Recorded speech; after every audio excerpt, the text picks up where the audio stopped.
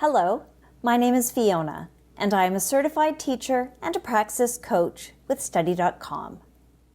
Are you planning on taking the World and U.S. History Content Knowledge exam?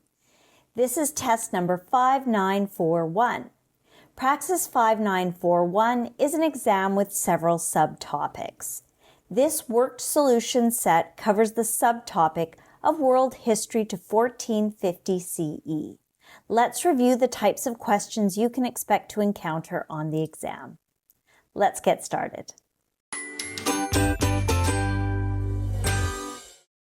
Problem number 1. Which of the following played a significant role in the collapse of Han China? Economic decline, peasant uprisings, external invasions, or political corruption? So while economic decline contributed to instability in Han China, it was often a result of other underlying problems such as peasant unrest and political corruption, rather than being the primary cause. So we can cross that out. External invasions posed threats, but they too were not the main factor. Political corruption also played a role in weakening the central authority. However, peasant uprisings, particularly the Yellow Turban Rebellion, significantly influenced the collapse of Han China by causing widespread disruption and directly destabilizing the government, which weakened central authority and contributed to the dynasty's fall. So peasant uprisings is the correct answer here. Problem number 2. Which of the following describes the primary reason humans shifted from hunting and gathering to agricultural practices? A need for a stable and reliable food source, a need for greater mobility and adaptability, the introduction of advanced tools and weapons, or a desire to establish permanent settlements. The need for greater mobility and adaptability was not at all the primary reason for the shift to agriculture, as that farming actually reduced the need for mobility, leading to permanent settlements. So we can cross that out. While the introduction of advanced tools and weapons facilitated agricultural practices, they didn't drive the shift itself. So we can cross that out as well. The desire to establish permanent settlements was a result of adopting agriculture and not the initial reason. So that too can be crossed out. The primary reason for humans transitioning from hunting and gathering to agriculture was the need for a stable and reliable food source. This shift ensured a consistent and predictable food supply. And so that is the correct answer. Problem number 3.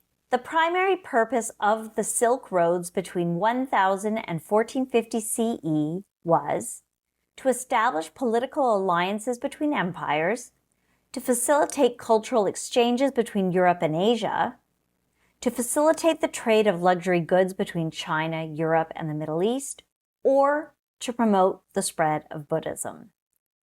So let's start with promoting the spread of Buddhism. While it did spread along the Silk Roads, this was absolutely a secondary effect rather than the main purpose. So we can eliminate that right away.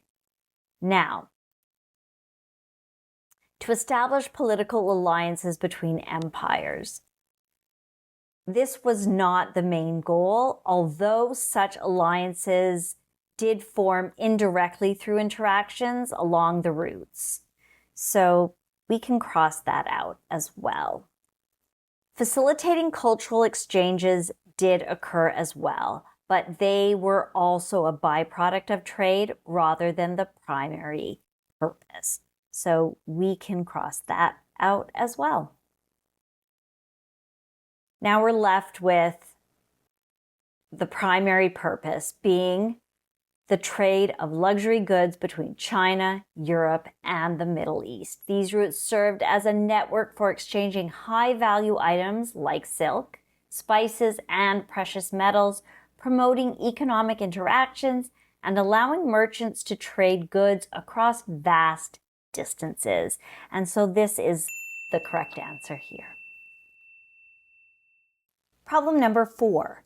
Which of the following religious traditions emphasizes the importance of filial piety, ancestral veneration, and the cultivation of virtue?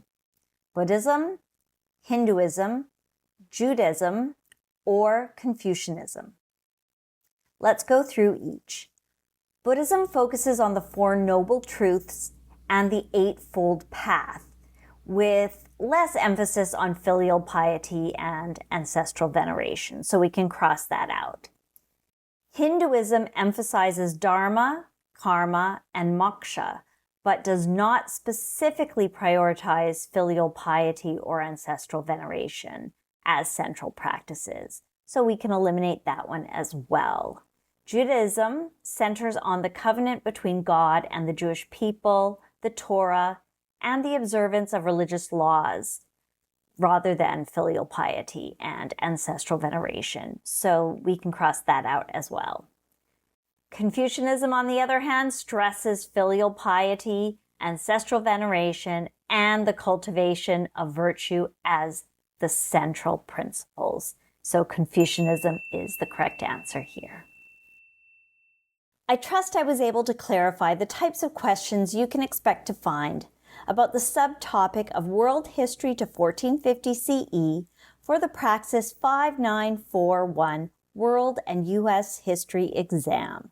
Please remember to like and subscribe to this channel so that with Study.com's help, you will feel confident and prepared on exam day. Bye for now.